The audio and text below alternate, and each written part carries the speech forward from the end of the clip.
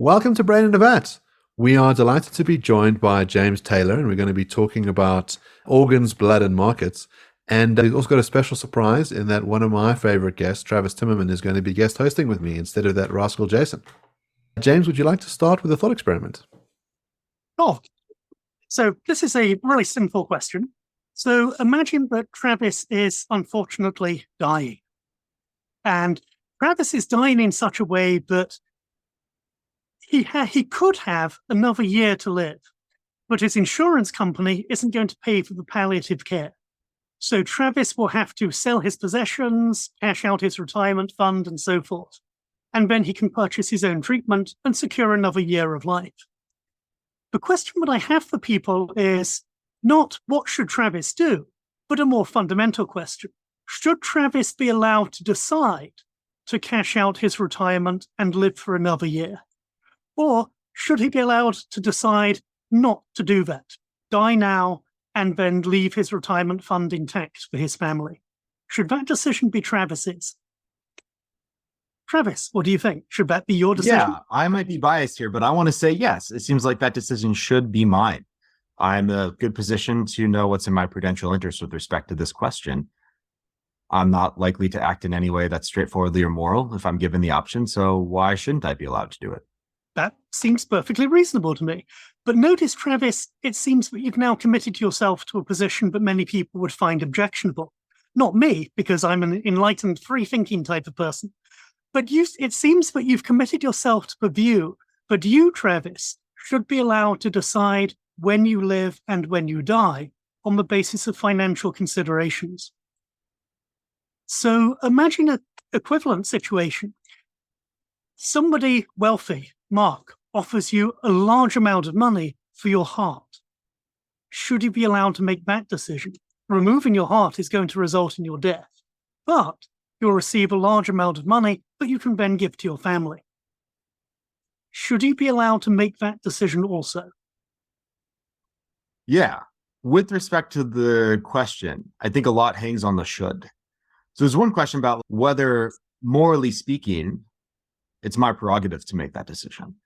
And another question, and I'm sure you're going to touch on both of these, is whether the state should make it legal for people in general to make these sorts of decisions. And I take it you think am I committing myself if I say yes to the first case that you gave, that I'm saying yes to both the moral and legal version of the question about the You heart? could separate them, but then I think we're going to have a discussion as to why you think you should separate them. Because if it's morally permissible for you to make this decision, why should the state step in and stop you? Now, we could see if it's morally impermissible for you to make that decision. If, for example, you decide to give up a life as a philosopher and become an assassin instead, then we can say, okay, maybe the state can step in to stop those sort of transactions, because those are impermissible transactions. But if we've got a permissible decision, or a decision that it's permissible for you to make, why should the state be allowed to step in and forbid you from doing so? So I think that you're right, these are separate questions. But I think that if we grant that a decision is morally permissible to make, you can, for example, set up a lemonade stand and sell lemonade to children passing by if you want to be really creepy, Travis. That seems like a permissible thing that you can do. So why should the state stop you doing that, assuming that this is a non-creepy lemonade stand? Yeah, good. So I think one argument that people might give is if the state doesn't prevent people from doing this, then many will act imprudently, and it would be in their interest for paternalistic reasons to prohibit them from doing that. Maybe they undervalue their own lives and overvalue the amount of extra welfare that the money that they would get would provide their family. That seems to be an argument for regulation rather than prohibition, though, doesn't it? You could say, look, there's going to be some people who might make really imprudent decisions. You think, gosh, $20,000, that's a huge amount of money. And my life sucks anyway because my favorite TV shows have been cancelled. So I'll make this deal. That would be imprudent. So what we might say is, to weed out people who would make imprudent decisions like that, we might require a 6-month waiting period. We have them meet with professionals. We have them meet with family members who have had people who've decided not to sell their hearts. In other words, we do the sort of things that we do with people who are considering donating kidneys currently. That seems like a reasonable sort of compromise. Right? Maybe the state can step in to protect the imprudent, but it won't actually prohibit. So you might have another reason why the two come apart. So as you say, the one is the state tries to be your daddy and decide what's in your interests and puts up these barriers. The other one is to say, no, you can do whatever's imprudent. That's fine. We're concerned about the people who will be consenting, and that what you'll have is this transaction that appears to have been legitimate, but there actually wasn't sufficient consent, and this person was murdered, and it was covered up with a monetary payment.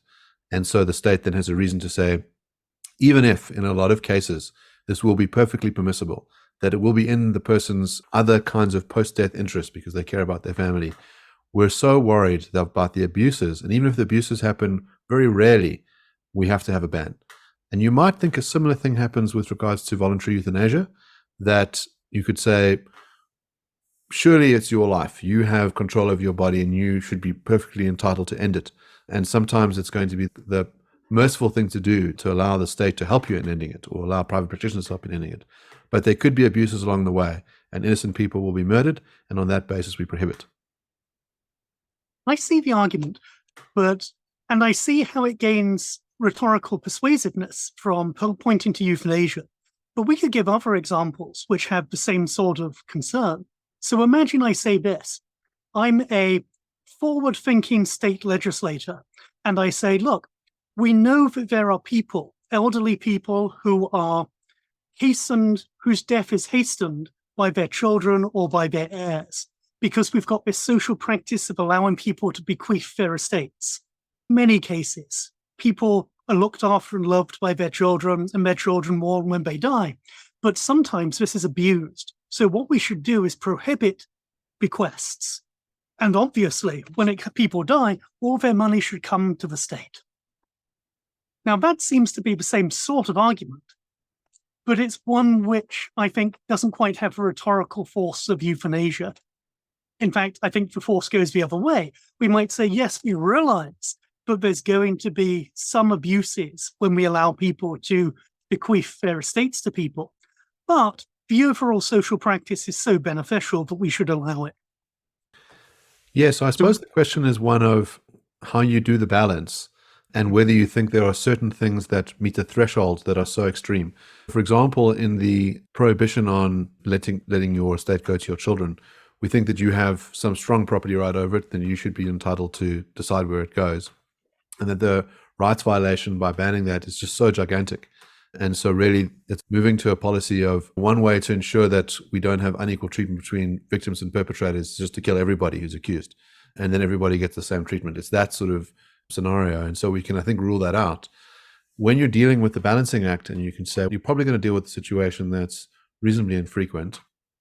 Obviously, it would be nice to save some lives by having this market, but some innocent people might be killed. And so maybe you want to look at that ratio you would have in the capital murder cases, where you say it's better to let 100 guilty people go free than execute one innocent person. And then it's a matter of having that moral calculus. And I suppose the question is, how much of a genuine threat is it that we will have these people who are wrongfully killed for their organs and it covered up with the money because we have the legalized system? Mm-hmm. I suppose there would be two responses that I could give, which will go in different directions. So you mentioned in the bequest case, the case of people willing their estates to their children or to their heirs, but we have strong property rights in our stuff, our possessions. I think that's plausible, but I would suggest that we probably have an even stronger property right in our own bodies, our own persons, our hearts, our kidneys, our livers, and so forth. So if we're concerned about people having property rights over your prize 1965 Mustang, presumably we should be even more concerned about you having property rights over your kidneys. So if you can buy and sell your Mustang, I would suggest you ought to also to be allowed to buy and sell your kidney. So that could be one line of response. The other line of response about the balancing act, I think, is interesting, but I think that we can bring in something else that we should also be concerned about. So there are currently markets in human kidneys. There are legal markets in Iran, and there's, as I understand it, fairly widespread illegal black markets in places like Moldova and India. And those are pretty bad. Even as somebody who's in favor of markets, I'm not in favor of black markets for all the obvious reasons. They're rife with abuse for both buyers and sellers. They're largely operated by criminal organizations. These are terrible things. Now, if we allow markets in human kidneys, I suspect that we will, if not at a stroke, but pretty quickly, eliminate the black market in human kidneys. Because if you're a wealthy European or Israeli or American and you need a kidney and you'll die without one, you might be very tempted to go to India and say, I'm just going to roll the dice. I'm going to die anyway. I might as well take the chance and then come back to my first world healthcare system and see what they can do with me. But if we allow markets in human kidneys, those people will no longer be going to Moldova or Israel or to India because they'll have the opportunity to acquire kidneys here legally and presumably under a well-regulated system. So I think when we're doing the balancing act of what's the harms and benefits of allowing markets in human kidneys, we have to recognize that the benefits are going to be people get kidneys, people get money. But another huge benefit is you're going to cut off the demand for black markets in kidneys in developing countries. And I think that would be an enormous benefit. When I think about who would benefit most from these markets, I think benefits most from black markets right now. And depending on how a kidney market is regulated, who would benefit most from that would be those that are most well off. And if you're taking egalitarian considerations into account when you're proposing laws, you might think what we would get is maybe an increase in net welfare, but that increase would move from those that are disenfranchised economically to those that are already the most privileged. And I think that's a good reason to object to this kind of market. Oh, here's where things get lovely. And this is what I love about kidney markets, because it just turns out almost as if you've got the invisible hand of Providence addressing all of the objections for you. It looks like if we actually had a kidney market, we would benefit everybody, and especially the least well off. Here's how. Standard pro-market approach, a sort of simplistic approach, would be to say, look, sure, the wealthy will get kidneys they need and the impoverished will get the cash they need and everybody wins. But a kidney market will do that. It will have those advantages, but it'll also have the advantages of making it more likely that people who are impoverished and who need kidneys will receive kidneys.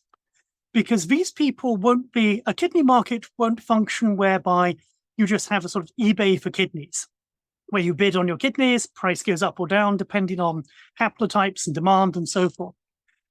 A kidney market in practice will essentially piggyback onto the current system of kidney distribution.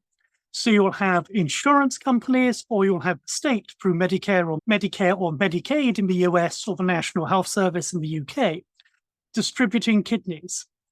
So what you'll find is if you allow people to buy and sell kidneys, you'll have more kidneys becoming available. So people who are wealthy and connected and who can place themselves on waiting lists in various regions in the United States and thus gain access to different waiting lists, they will get kidneys quickly, more quickly than the impoverished. But they'll also be taken off the waiting list quicker because we've got more kidneys coming up.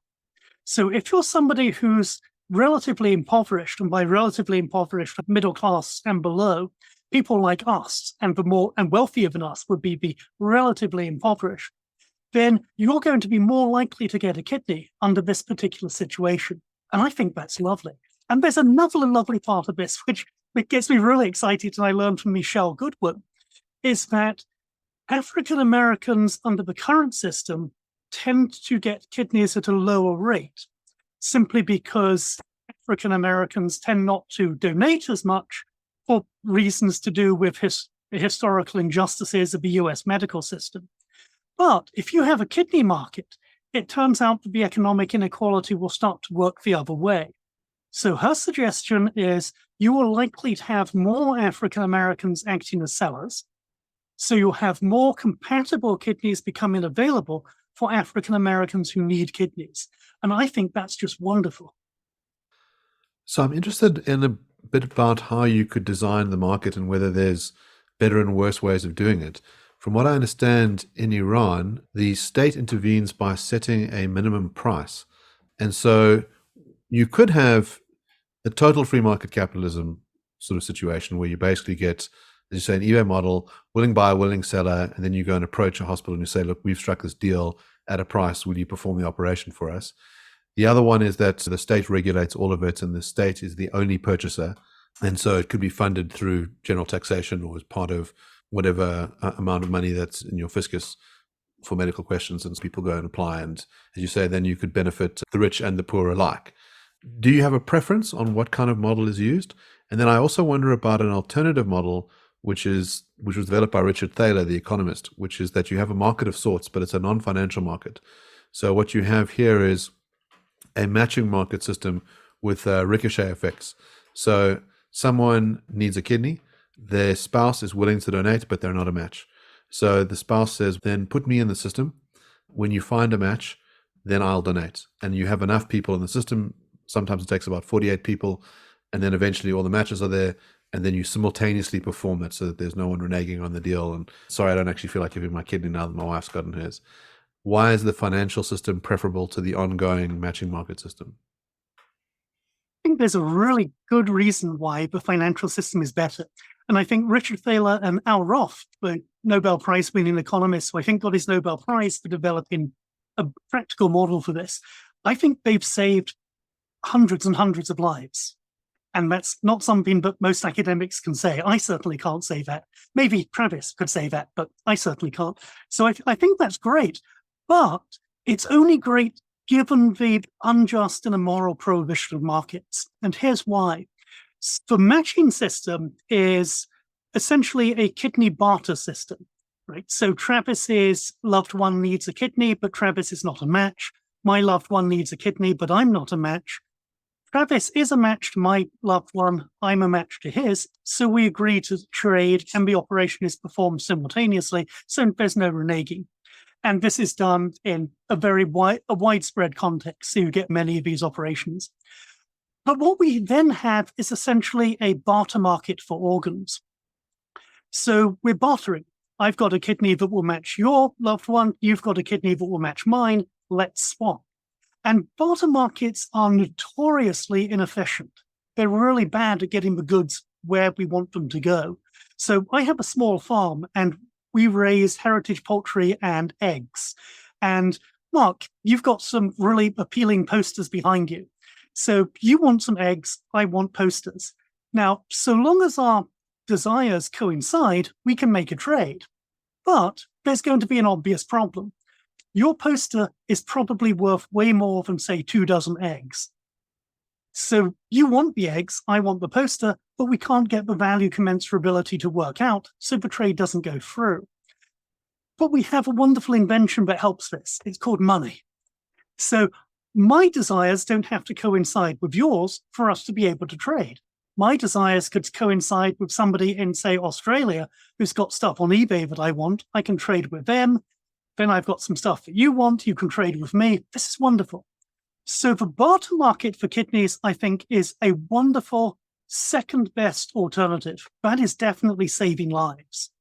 But it's really inefficient because it requires people to have people who are willing to donate, to have matches. We've got to find the matches. We've got to perform the operation simultaneously. Logistically, it's really difficult. If we just allowed money into the mix, everything would be much easier. So I think we should have financial markets in kidneys. And in fact, this is actually how the discussion over markets in kidneys started up. There was a Turkish man in, I believe, the 1990s who had a daughter that had kidney failure. And he wanted to be able to save his daughter. He was willing to give up his own kidney, but he couldn't because they weren't a match. So he went to the United Kingdom and he said, look, I'm willing to sell my kidney to somebody who needs a kidney. And then I can use that money and acquire a kidney for my daughter. And of course, there was a great outcry. This is clearly wrong.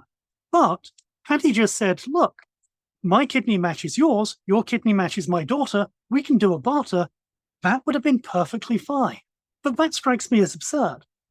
It's okay to swap a kidney for a kidney, but it's not okay to swap kidney for cash and then use that cash to buy another kidney. That's weird. That is weird.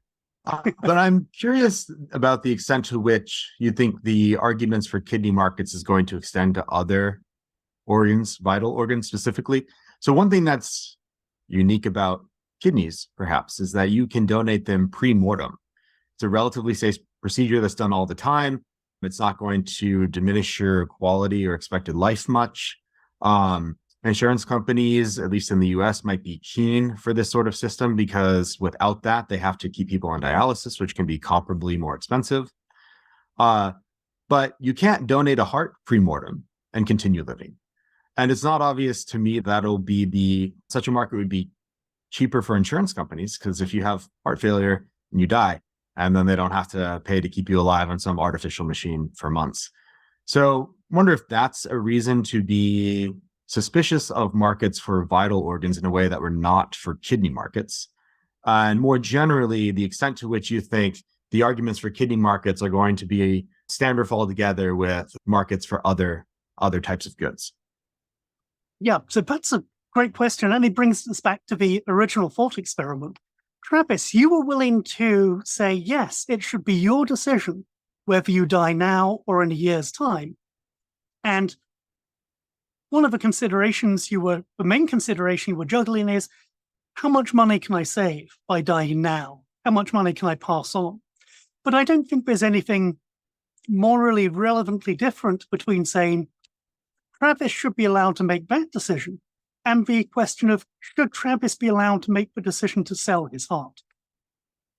After all, if you sell your heart in order to gain a large amount of money to leave to the people you love, that strikes me as being the same as saying, I will not use in my estate to pay for this medication, which will enable me to live for another year or so. So we might think that there's a difference because of the active and passive nature of things. So the one is letting nature take its course, really. In other words, saying, I could go and spend my money to buy myself a year, and I'm not going to do it. So I fail to decide. The other one is actively making a decision to die, to sacrifice myself for some benefit. And we might think that there's a distinction there that's important. And if it does, then the thought experiment doesn't work.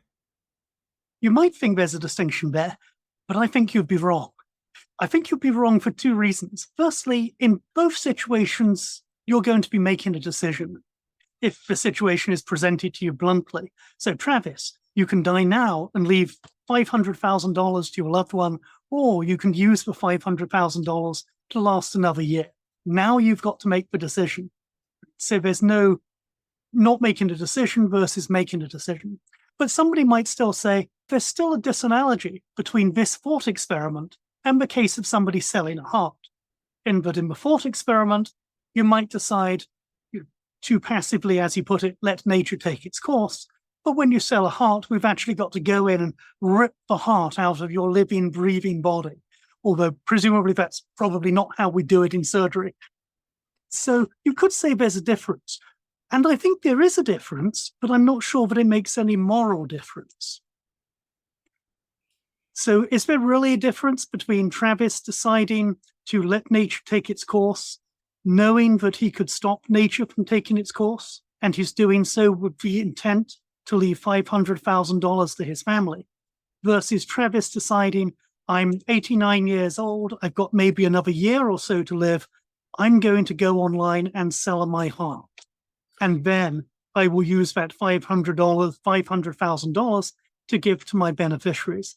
I don't think there's really a moral difference between those two decisions. The procedure's different, but I'm not sure it makes a moral difference.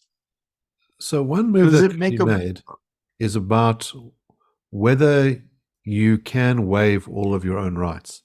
So if we think, for example, that failing to save yourself isn't immoral, but that actively killing yourself is, because you're waiving a right that's not yours to waive, then you could draw the distinction. And some people do think that rights aren't the kinds of things that you could waive, that you can't become a slave, that you're doing something wrong when you chop off your feet, even if you think that it's your feet, that there's certain things that you can't do to yourself. So I wonder how you respond to that. It's supposed to be the general response, which will be unsatisfactory, is I find the benefit theory of rights to be absent of theological underpinning. I find it to be really implausible. Right? Now, if you do have a theological underpinnings, then we're going to have to go upstream, as it were, and talk about that. And as somebody who's happily agnostic, although possibly agnostic with doubts, that's a conversation we might actually productively have. But a more focused response, and perhaps a more satisfactory one, is I think that the burden of proof lies with people who wish to restrict people's liberty rather than those. So if there's a good argument as to why you ought not to be able to, say, chop off your fingers for profit, or waive certain rights, sell yourself partially into slavery, for example, then I think that there's going to have to be an argument for that. So I could see somebody saying, look, Travis wants to earn a lot of money very quickly, so he's going to enter into a dangerous profession, high steel construction, which is extremely dangerous. The chances of injury or death are pretty high. Should Travis be allowed to do that? I think the answer is yes, he should. Now, you could say there's a difference there because now we're just talking about probabilities, whereas with the heart, we're talking about certainty. But then it's going to be difficult to see where we're going to draw the line. And I think that when we're talking about line drawing, the burden again is going to lie with those who wish to restrict liberty rather than those who wish to allow it. So the default assumption should be Travis should be allowed to do what he wants with his own body, provided it doesn't harm others and so forth. That's a very loose approximation. And if you want to stop Travis doing things with his own body, you've got to give us very good reasons for that. So these arguments don't seem to be exclusive to markets that concern medical conditions or like medical treatment. Mm-hmm. They seem to generalize in such a way that might support fights to the death, bring back the sorts of fights that they used to have in the Colosseum, but restrict it to human persons who can consent to risking their life to fight to the death for others' amusement if the money is high enough. Is that right? Do you want to bite that bullet? I think so, yes. And I give my students an example which they really hate, which is a lot of them after a certain point of the semester say, yes, people can do what they want with their body and they're in favor of organ sales and so forth. And then I say, I can guarantee I can make this class really memorable. And they say, how? And it's a weird class, so they're interested. I say, it's simple. I'm just going to go online and I'll find somebody who's willing to play Russian roulette for $10,000. I'm putting a grant to the dean's office, give me $10,000. I won't say what it's for, except a class students will never forget. And then I'll have somebody sit there, they'll spin the chamber of a revolver, and no matter what happens, that's a class the students will never forget. And the students' response is, that's horrific. You can't possibly do that's clearly immoral. But it's not clear why, so long as we've secured sufficient amount of informed consent from the person we're making this deal to. And I have to admit, it makes me feel rather uncomfortable. It's because it does seem that there's something maybe not wrong, but lacking in virtue with somebody who's going to so cavalierly treat others' lives in that way. Mm-hmm. Yeah. So let me take a stab at why it's wrong and see what you think about that. First, the last point that you alluded to, I think, is an important one, that even if we think some acts are permissible, that doesn't preclude a negative assessment of the agent's moral character.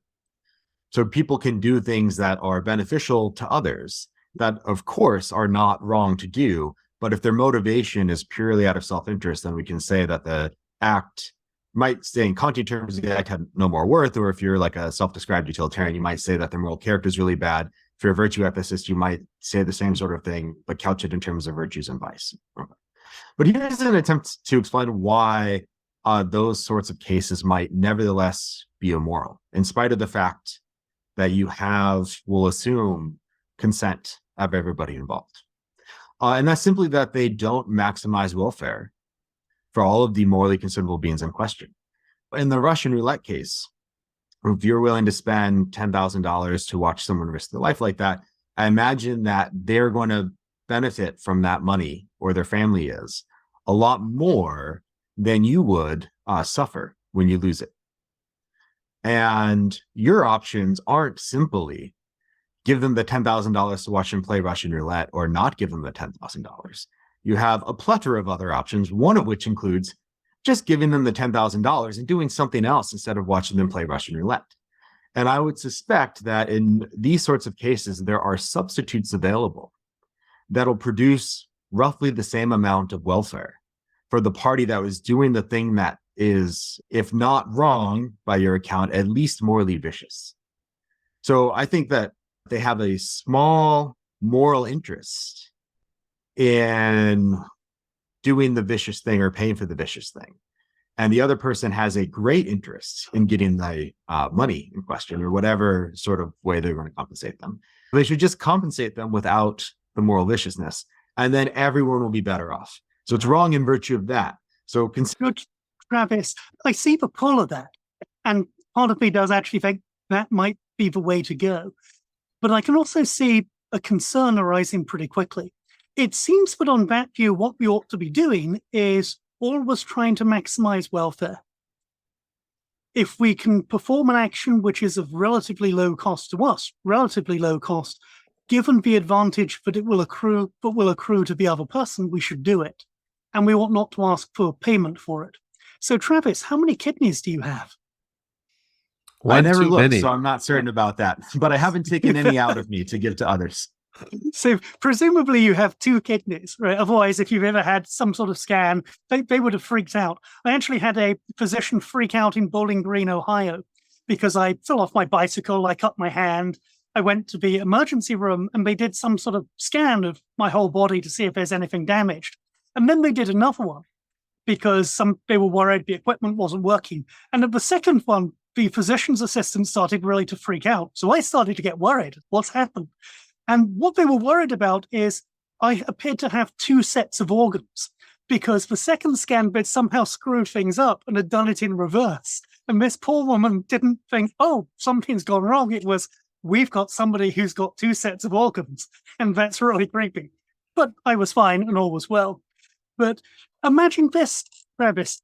If you've got 2 kidneys, on my view, you should be allowed to sell one. Shouldn't you just give up that kidney? Even without a market, shouldn't you be giving your kidney up now? Because you could save a life by giving up your kidney. Yeah, if it would produce net good, while it's counterintuitive, I am inclined to agree that I should be giving a kidney. Now, and Travis, that's a moral failing of me not to do that. And if the dilemma is between accepting that we're morally obligated to do things like give non-vital organs pre-mortem, like kidneys, or that it'd be permissible to pay someone to engage in Russian roulette for mere amusement, I would think that the smaller bullet to bite would be this moral demandingness implication that we're obligated to kidneys, rather than that it's morally permissible to pay people to do such horrific things. I think the relative size of the bullets goes the other way. If your view is you are obligated to give up your kidney to somebody who needs it, and you ought not to pay somebody to engage in Russian roulette, that seems like a weirder world to live in than one where you can charge money for your kidney and you can pay somebody to pay Russian roulette, and we all might sneer at you and think you've got a really vicious character for so doing. And to put this in relief, and I checked this before this podcast, if you've got Facebook up, just type into the little search function, "I need a kidney," and you will find several groups of people who are begging for kidneys. And it's actually heart-wrenching to do that, because they put up pictures of themselves, they give their life story, and these are people on Facebook who need kidneys to live. That's horrific. That shouldn't be the case. And I think that the best way to solve that is to allow people to charge money for kidneys. then these people's insurance companies will be able to provide them with kidneys. And almost all of them in their little bios say, this is my insurance company. This is how you can get in touch with people. So these are not hoax sites. They're real people who are terrified, but they're going to die unless they get a kidney. And there's a chronic shortage of kidneys, and everybody knows it. Allow markets, and those people's insurance companies would be giving them kidneys. Not because insurance companies are lovely, it's because it's cheaper to have a kidney transplant and a lifetime of immunosuppressant medications than years of dialysis. Yeah, and so that's one thing that I wanted to just follow up on from the previous question. Is the same thing true about vital organs? Would it be cheaper for insurance companies to cover heart transplants than to just treat patients until they die of heart failure? I don't know, to be honest. And once again, I'm going to give you two responses. So the first response is, I don't know, but I suspect it would probably be more expensive to have a heart transplant than just to allow people to have heart medication and then die prematurely. Because hearts, I suspect, but I do not know, if you have severe heart problems, you've got a very truncated lifespan. Whereas kidney problems, we can keep you going for a reasonably long period of time on dialysis and medication. So the first response is, it's unlikely that a heart market will be one which will be as practical as a kidney market, because insurance companies are unlikely to be as in favor of it for sort of rather grim reasons. And the second response is piggybacking on the first, in that whereas I think that a heart market might be morally permissible under certain situations, full consent, a reasonable amount of compensation determined by market forces, possibly, or by actuarial tables as to how much people's particular lives are worth. Whereas I think it would be morally permissible, that really is a thought experiment. I cannot imagine any reputable hospital going into the heart transplant business under those situations. But I can see reputable hospitals going into the kidney transplant business on purchased kidneys. I can see hospitals doing that very willingly. But hearts, no, because you've got the obvious horrible press of you have people who are relatively healthy coming in and then leaving dead, and you're deliberately doing things to kill them. I can't see physicians getting on board with that at all. Kidneys, liver globes, plasma, blood, yes. Obviously, I can see markets in those being feasible, practical, and completely ethical. So I want to push back against Travis in two ways. So the one is, I don't think you can rule out the gladiatorial contests if he's a utilitarian. So if the concern is, we're giving this guy 10,000 Rand for your classroom and the utils don't add up because of the trauma the person goes through, of the fear of the bullet going off, or that they actually die, well, we just up the number of people that watch. And I would imagine there's some point where there's so much joy and so much memory that's created from watching this thing that it beats the guy's death. And so Travis can't deal with that. The other one is that if you care about overall well-being, you might think that markets are an incredibly good way of getting there, even when it comes to hearts. So who's the kind of person who's going to want a heart? It might, and be able to pay for it, might be the very wealthy, those that run big businesses, those that if they live for another 5 years, we'll be able to continue employing all those staff and continue to produce wonderful products at Apple or whatever it is. Who are those who are like so desperate and poor that they have to sell their heart so their family can survive? Probably the homeless, the sort of people who are in death row and prisons, those that aren't contributing much. It seems like you remove those people from society, the good people in society get to live a bit longer. Travis should be delighted. Utility has been maximized. It's only this sort of idea that, well, the poor kind of matter more in some kind of way, that you could get to this idea that we should just let the rich die and not give the poor the benefit of this huge amount of money that could change their families' lives forever. So I'll respond very quickly, but I don't want to take James' time. Yeah, I think a simple-minded utilitarian view is going to have to support this endorsing a pay-per-view for a gladiator tournament. And I think that's a cost for the view, and I don't accept it. I want to introduce all sorts of nuances to my favorite consequentialist view that'll avoid these problems. One that's going to avoid this problem is I want to discount interest for both avoidable harm and benefits that would come from culpably held heinous attitudes. And so if you would get joy that's not fitting from some act, and you're culpable for having the psychological disposition, then I want to say that doesn't factor into the evaluative ranking of worlds. That's a really complicated view, and it's not a straightforward utilitarian view. So give me any sort of straightforward utilitarian view, and I'll say, yeah, it's false. And part of the reason it's false is precisely because of the implication that you pointed to just now. As far as keeping really rich people alive, Amazon's not going to go out of business if Jeff Bezos dies, right? One of many other overqualified people will take over for him. Not Apple's still around. Steve Jobs made a bunch of imprudent choices about his terminal illness, sadly, and he died, and Apple continued just fine. So I think these large information, even when CEOs at the top die. So I'm not less or more concerned about their death relative to people who have a lower socioeconomic status. So just to piggyback on Travis's response, I was going to offer your first response also. I think Jeremy Bentham weirdly has an argument like that in his paper on offenses against oneself, where he says he's writing about the British preference for persecuting gay people in the 19th century. And Bentham has an argument that says, look, sure, simple-minded utilitarians, we might persecute gay people because there's this general preference. And he says, we should just get rid of that preference. There's lots of other better preferences you can have. So we can discount preferences for persecution, for imposing pains and harms on others. And that seems to get away from those sort of concerns. But Travis, what if one of the really rich people wasn't a captain of industry, but was Taylor Swift? Now, there's just one Taylor Swift. And Taylor Swift has heart disease. We've got to acquire a heart from a relatively impoverished, not particularly productive member of society, professor of philosophy in New Jersey, for example. And presumably well-being would be greatly enhanced if wealthy entertainers like Taylor Swift were able to buy rejuvenation things like hearts, liver lobes, kidneys.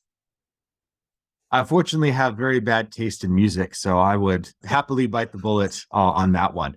But more generally, I think while there's only one Taylor Swift and there's the art that lots of great artists produce, and I'm not ruling Taylor Swift out from that, is non-fungible in an important respect.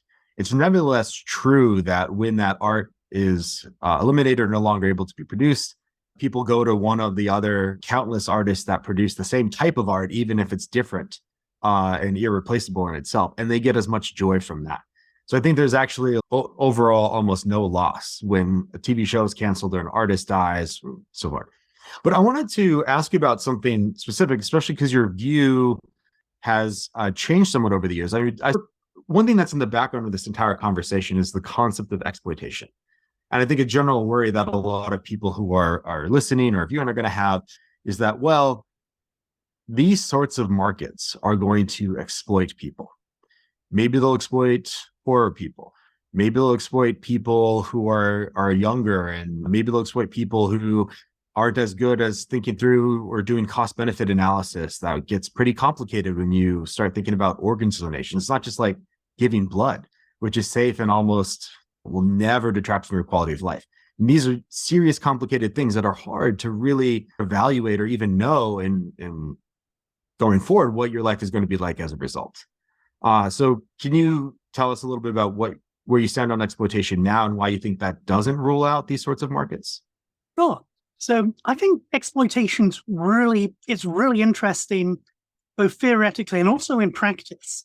And I didn't really address exploitation with respect to kidneys, but I did with respect to plasma markets where we can buy and sell plasma. And plasma, some people don't know what plasma is, but plasma is the pale straw-colored liquid that's part of your blood. And it's incredibly important because it's used to make a lot of therapy for people with immunosuppressant disorders. If you have, say, a bleeding disorder, Travis, like hemophilia, you're going to want to take medication which is made from plasma. If you've got another type of immunodisorder whereby your immune system doesn't work very well, you're going to have to start taking therapies made from plasma. And when we say immune system doesn't work very well, and we talk about hemophilia, people think they know what it is, but these are horrific disorders.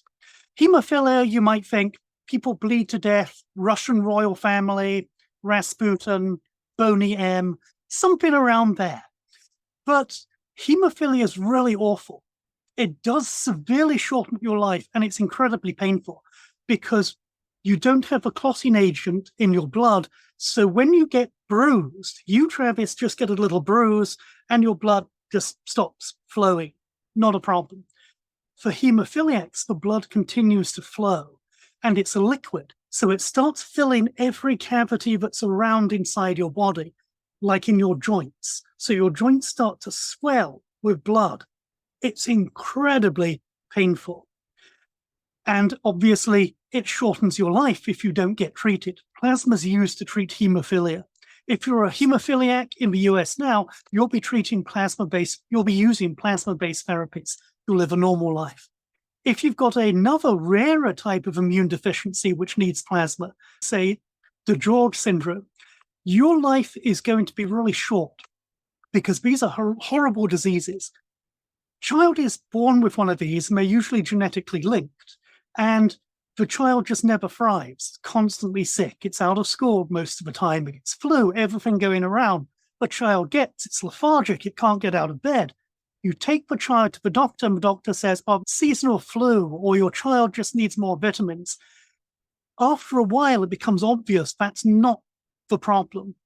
By the time you find a specialist who can diagnose one of these really rare disorders and get you on plasmin therapy, it's usually too late. The child is going to die. And the grim part of this is if you have a second child, because these are genetically linked, the first child's diagnosis and death saves the second child's life because now you can start treating them with plasma therapy. So plasma is incredibly important. Working our way back to exploitation, one of the arguments against allowing people to sell their plasma is, look, it's exploitative. So you, Travis, might think $50 to give up plasma for an hour and a half. That's not really worth it for me because I'm a highly paid associate professor of philosophy in New Jersey. And I could drive my Lamborghini to the plasma donation center, but I'm just not going to do that because I'm wealthy. But if relatively impoverished, you might think $50 for an hour and a half is a great deal. So there's a concern, and it's a concern expressed in the media whenever the sale of plasma comes up, that people are being exploited. And I think it's terribly misleading, and I think it's simply an erroneous understanding of exploitation. Here's why. I'm not going to argue that people are not exploited when they sell their plasma. I don't think they are. I'm going to argue for something much stronger. When you ban plasma sales, as most European countries do, you are exploiting your donors. Here's why, and this is where it gets fun. When my daughter was younger, whenever I used to go to conferences, I used to buy her a little teddy bear with the name of the university or the area, and she used to love these things. I'm Scots, and I always like to save money. So imagine that I'm able to lobby the government of France and say, look, what we should do, we should ban people selling teddy bears. And they say, why? And I said, look, well, the French government, you just love to ban commercial transactions. Get on board with this. And they say, yes, that sounds reasonable. We'll ban teddy bear sales. Now, I do that because I know something. I know that there are people in France who, out of the goodness of their heart, will give me free a teddy bear if I make it known that I really want a teddy bear. So notice what I'm doing. I'm lobbying the French government to ban sales of teddy bears. Not because I think people shouldn't have teddy bears, but because I don't want to pay for teddy bears. So the next time I go to Paris, I walk around the streets of Paris, I say, woe is me, I need a teddy bear. But I cannot buy one. Will anybody give me a teddy bear? And some kind French person will come out and say, yes, here is a teddy bear. But they'll say, le teddy bear, to be appropriately French. And I'll get a free teddy bear. It strikes me that my actions are taking advantage of the goodwill of a French person who gives me a teddy bear, and they're doing so illicitly. What I've done is I've arranged a situation whereby I don't have to pay the market price for a teddy bear. I will get one free. And I'm taking advantage of the people that I know would be willing to give me a teddy bear, even though presumably they would prefer to have the market price for the teddy bear. People might be thinking, what the heck does this have to do with plasma? The reason's straightforward. My lobbying to ban sales of teddy bears is the equivalent of organizations like, say, the Red Cross, lobbying to prohibit compensation to plasma donors. They know that if there is no compensation offered to plasma donors, some people will still donate their plasma, but they won't have to pay for it. So my suggestion is, if you have a regime which bans sales of plasma or bans compensation to plasma donors, the people lobbying for that, if they are doing so in order to secure plasma without payment, are exploiting the donors who are giving up their plasma without payment. In brief, they're doing so because they're interfering with what would otherwise be the natural market price of plasma, and they're doing it for their own benefit. So that's a very long-winded way of saying, I think exploitation should be taken very seriously, but it cuts against prohibiting compensation for plasma and prohibiting compensation for kidneys, not in favor of this. And if you want a very quick and dirty argument against the exploitation worry, imagine this. You could say, Travis, you're exploiting people by buying their kidneys up, by buying a kidney from them. The easiest response to that is to say, if you think Travis is exploiting the kidney seller, make Travis pay more. Exploitation can always be addressed by saying, fine, we'll just have a price floor. And we'll set it at a level at which everybody agrees is a non-exploitative price for a kidney.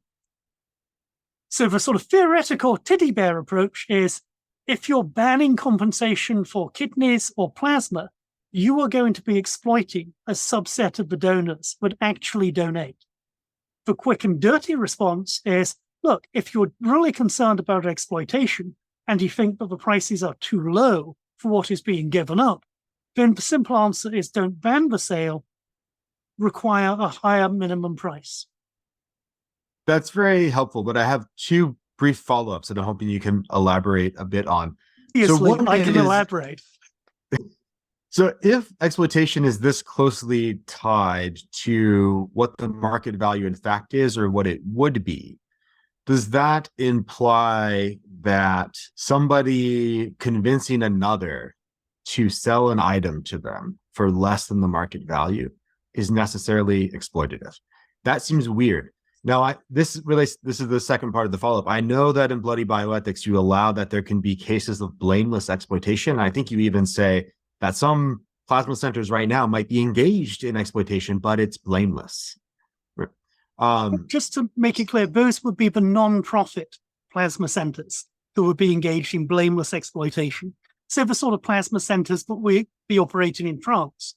But commercial plasma centers, I argue, don't engage in exploitation at all. It's those wicked non-profits that are doing the bad things. Okay.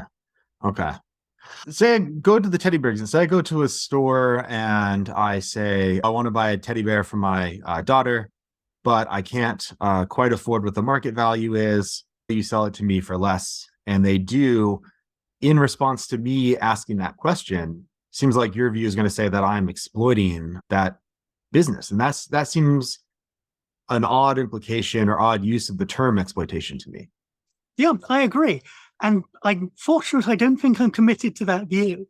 What I argue is one person, Mark, will exploit you if Mark takes steps to alter the market price of a product or to alter the general price of a product so it doesn't track market interactions. Right? So it's exploitation would occur systemically rather than in individual transactions. Right?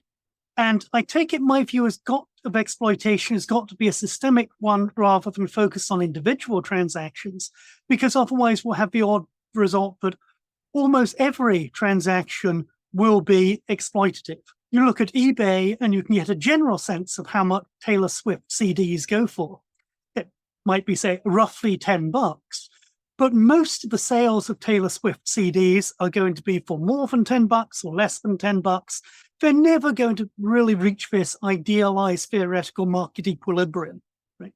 So it would be a really weird view of exploitation if I said the non-exploitative trades will always be at the idealized theoretical market equilibrium. Trades which deviate are going to be exploitative, because then we would always have all buyers and sellers would be engaging in some type of exploitation. So I think my analysis has to be a systemic one, and I think your question is really helpful in bringing that out. Okay, good. That is helpful. So one last follow-up then. What about coercion? Can that happen on the individual level? And how does that play into assessing whether these sorts of transactions are permissible or impermissible on your view? Coercion absolutely can happen at the individual level. So in Scotland, we still have highwaymen. They're really unsuccessful. They still use horses. When they're going onto a motorway full of cars, things end badly for them. But occasionally they might meet a poor, impoverished non-driver like me, and they say your money or your life, and I have to hand over my money. Clearly, you can have coercion on an individual level, right? So the worry that some people voice is, look, you're going to have coercion within markets on the individual level where people will coerce family members into selling kidneys or selling plasma, but plasma is so relatively low in value that it's usually kidneys. I take those sort of concerns really seriously because there's good evidence that sometimes that does happen. So if you look at the gender of people who sell kidneys in the black market in India, it's usually women. And it isn't that women tend to be really avaricious and want the money for kidneys. It's pretty clear there's something else going on, and it's likely to be familial coercion going on. But while there's going to be coercion in an illegal market, we can take steps to ameliorate that in a legal market. So we can have 6-month meetings over, say, 6 months of people who are potential kidney sellers. We can do what we do now with people who donate kidneys, where we take them to one side and say, look, do you really want to do this? Or is there some type of coercion going on? So we can ameliorate within a legal market. And notice that we already take steps to ameliorate within the donation system we currently have, because coercion clearly takes place there also. Right? So you really need a kidney and your brother is the only match. Your family is going to put a lot of pressure upon your brother to donate a kidney, even if you dislike each other quite intensely. And incidentally, another wonderful thing about markets, because there's just so many, is we see in Iran a decrease in altruistic donation of kidneys between family members. And people who don't like markets point to that and see people are becoming less altruistic. I look at that and I say, see, this is wonderful. People who would prefer not to donate a kidney are now being freed from the obligation to donate to a family member, because they can tell that family member, I will mortgage my house or sell items and we can buy you a kidney. I think that's wonderful.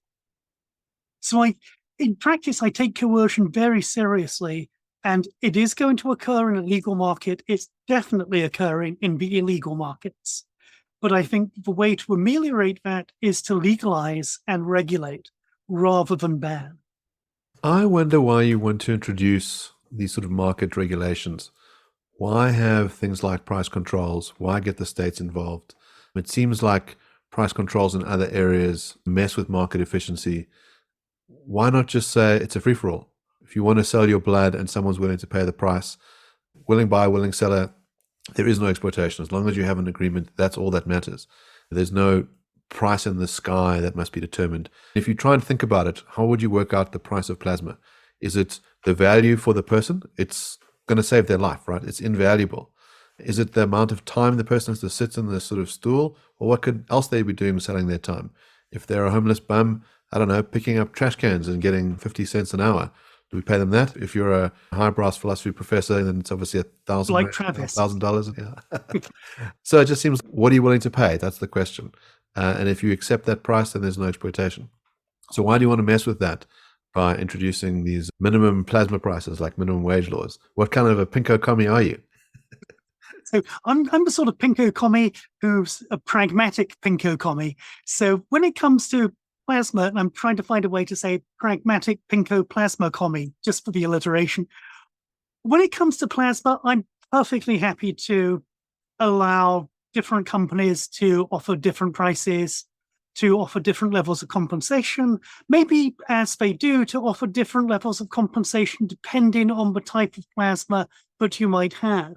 So I believe that during the pandemic, some companies were offering more compensation to donors who had COVID-19 because they were interested in acquiring plasma with antibodies.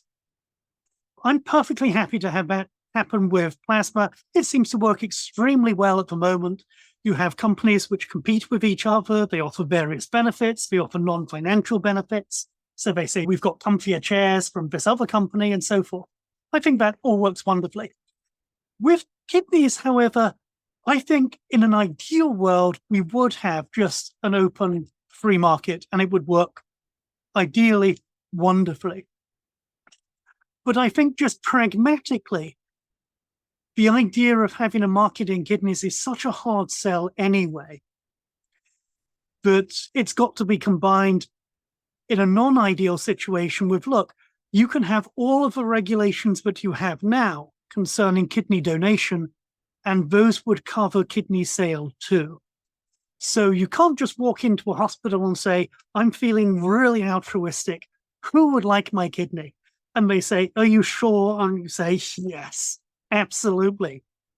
And you hand over a kidney. No hospital would take a kidney under those situations in the United States because almost certainly they'd be worried about a lawsuit if you change your mind, and there's a whole series of regulations that they have to adhere to. If in an ideal situation, I think we should have people being willing to buy and sell kidneys. We have kidney auctions and so forth. In a non-ideal situation, we're going to have to piggyback upon the current regulations for kidney donation together with additional regulations because there's going to be a significant amount of money involved. So we would want to make sure that you're not being coerced, just as we do now. We might be really concerned about you not being coerced if there's going to be a quick windfall of, say, $150,000 on the table, and you come in with your family members. Now, you tie this market value to informed consent too in bloody bioethics. So I think you've argued that people who are donating right now are not really giving their informed consent because they might have false beliefs about the value of what they're giving. Okay. Yeah. So, and this is what I like about bloody bioethics is it's not a straightforward, here are the objections to allowing compensation for plasma donation. Here's why they don't work. What I do in bloody bioethics is I go on the offensive.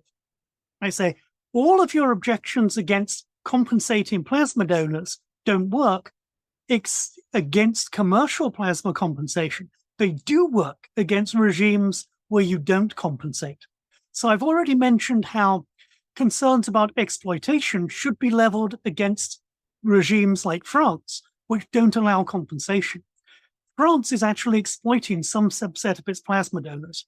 That's wrong. The United States, with a commercial system, is not. That's good. And with respect to informed consent, things get even worse with respect to the non-compensation system. So there's a lovely study by two Swedish economists, Mellström and Johansson. And this is a study which people who don't like plasma donation or plasma compensation always point to. What Mellström and Johansson show rather neatly is when you start offering compensation to potential blood donors, the amount of blood donated starts to drop. And this seems weird, right? You'd think that if you started offering compensation, people would say, yes, I'd be more inclined to donate, not less inclined to donate. What they show is that doesn't happen. You offer compensation, the donations start to drop. And it seems what's happening there is this. Once you offer a small amount of compensation for something like blood or plasma, people now think, gosh, that wasn't as valuable as I thought it was. So if you say, look, you are giving the priceless gift of life in donating plasma. So you're in Canada and you're in one of the provinces, you're in Quebec, because they're French and they don't like markets. And they say, no compensation for plasma. You're giving the priceless gift of your life to your fellow Quebecois. And you think, that's wonderful. This is priceless, incredibly valuable. So you donate. And then you realize, wait a minute, it turns out that in, say, Ontario, they only give 50 Canadian dollars for a donation of plasma. And it's Canadian dollars. It's not even real American dollars. It's like, holy crap, this isn't the priceless gift of life. I'm spending an hour and a half for $50. This is nonsense. Now, you might then say, I'm not going to donate plasma. Notice that you're not any less altruistic. You're still the same person. You've just been given information which is relevant to your decision-making process. So you might think, if it's only $50, as an attorney, I thought I was doing something which was priceless and it was worth my time, but it's really not. I'll just spend an extra 2 hours doing pro bono work at the homeless shelter. Better use of my time. So if you want people to give their informed consent about whether or not they should donate plasma, I think that you're going to have to tell them how much this stuff is actually worth. And the Maelstrom and Johansson study, I think, showed this really neatly. It isn't the case that people will suddenly say, gosh, I want to be altruistic, but my altruism has somehow been demeaned by the offer of money. People are actually now thinking, this isn't the good use of my time that I thought it was. I'm going to do something else. So you might see a shift in people who donate. Some people will drop out when you start offering money, but you're going to crowd in other people who might think $50 for plasma, that's a good deal for an hour and a half of time. And the lovely thing is, we've got wonderful empirical evidence of this in that the United States, which offers compensation for plasma, provides, I believe, around 80% of the world's plasma. Offering compensation is an incredible way to get plasma. And in human terms, this means the people with hemophilia, the people with immune deficiencies, they're getting the treatment they need. Prohibit compensation will still get plasma, but there will be hemophiliacs who die because we want to ban compensation. And that's just a fact. Right. Point taken. On an autobiographical note, I gave plasma in Arizona when I had started college to help me pay the rent. And I had a great experience every time. But there's two, I think, important questions about the points that you just raised.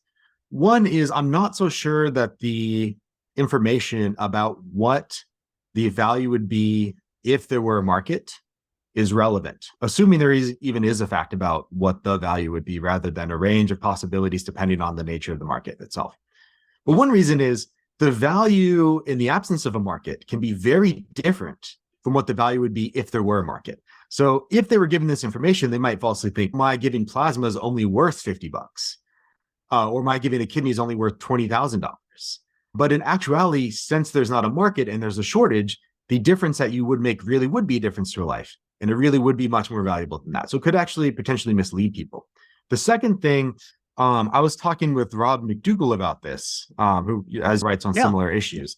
And he raised this worry that if that is a requirement of informed consent, there's a question about whether that generalizes.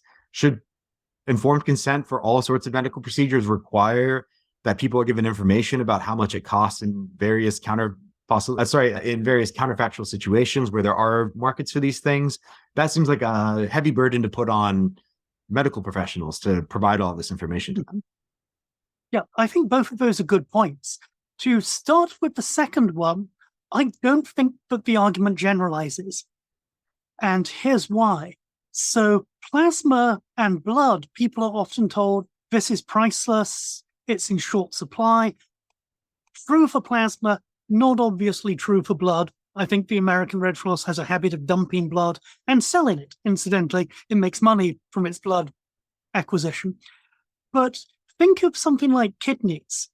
Do we know that kidneys are really valuable to people? Yes, we do. Those are super valuable organs. You can't live if you've got end-stage renal disease and you don't get the kidney transplant in time. We don't need to have a market to know that kidneys are valuable. So my argument over informed consent is going to be an argument which runs over things which we might have mistaken views about. So blood and plasma. Are they valuable? Yes, they're really valuable because they're life-saving. Are they economically valuable? Each individual donation isn't clearly as economically valuable as we think it is. Now, also to your point, I think you're right. For some people, it's just not going to matter, right? Some people identify as, I'm a blood donor, I'm a plasma donor. I want to help people with DeGeorge syndrome because I have a cousin with it. Doesn't matter how much they're going to pay me or how much they're not paying me, I'm just going to donate. Those people have all of the information they need to make a fully informed decision. But for some people, and I think it can be a significant minority, the economic value of their donation is going to make a difference in their decision-making. And it's those people that I think we should be concerned with securing their informed consent. Does that make sense? So it generalizes in two ways. It doesn't generalize across every plasma donor, and it doesn't generalize across donors for every type of organ. That makes sense. But yeah, okay, good. But I thought the market value in the absence of an existing legal market could be different from what the market value would be if there were a legal regulated market. And if what's required for informed consent is giving them the value of what it would be in a legal regulated market, that could make them think that what they're doing in the actual world is less valuable than it in fact is. Maybe there'd be no shortage of plasma if we had legal markets around the world. And I'm told it's worth $50 or whatever if I'm in Canada where you can't pay for that. And then I say, well, I'm not going to do it. Then I'll go do something more valuable. But that's not the world we live in. We live in a world where there's a shortage of plasma. So now really the amount that someone would pay me if they could pay me in the absence of a market would be much higher. Why isn't that the relevant information that should be given for informed consent? But notice how perverse that argument seems to be. What information is relevant? My suggestion is the amount that would actually be paid were there a market. Your objection or your concern, which I think is a good one, is to say, absent of a market, what would be paid is actually going to be much higher because the prohibition on a market has created an artificial shortage. Demand remains constant, supply is shortened, so the price goes right up. So I take it that the question is, what information is relevant? And if we don't have a market, we've created an artificial shortage. And so you're right that your plasma donation's really valuable. I can't honestly put my finger on it, but there's something really weird about that type of argument in favor of prohibition, right? So we can make plasma a little bit more like kidneys in that we know that they're really valuable without knowing the price of them. How do we do that? We impose a ban so we have an artificial scarcity. And then we take away the worry about information. But that seems to be, to hark back to Mark's earlier comment, we're trading off the claim that, look, we can solve this problem with informed consent, so we can be opposed to markets in plasma, but we're doing it at a huge cost. We're generating an artificial scarcity in order to solve the problem of informed consent. And that seems weird. It seems especially weird because now we're saying, look, we'll generate huge amounts of death and suffering so if we can solve a theoretical point. It seems perverse. Right? It seems perverse as an argument against a regulated market. Yeah. But with respect to what the concept of informed consent should require, then it doesn't seem weird to me. That's the relevant bit of information for informed consent in the actual world, but not as an, I take your point, that'd be very weird to try to use that as an argument against markets.